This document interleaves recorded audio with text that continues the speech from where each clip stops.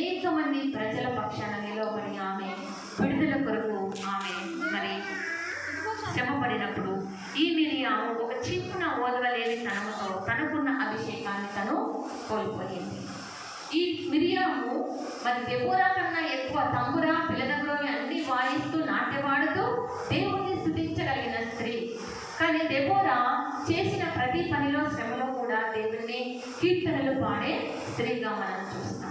తరువాత రెండవ స్త్రీని మనం గమనించినట్లయితే ఆమె అన్న ప్రవక్తని గురించి మనం కదా. అన్న ప్రవక్తని ఎక్కడ ఉంటుందంటే లూకా రాసిన సువార్త 2వ అధ్యాయము, మనకందరికీ తెలిసిన విషయమే.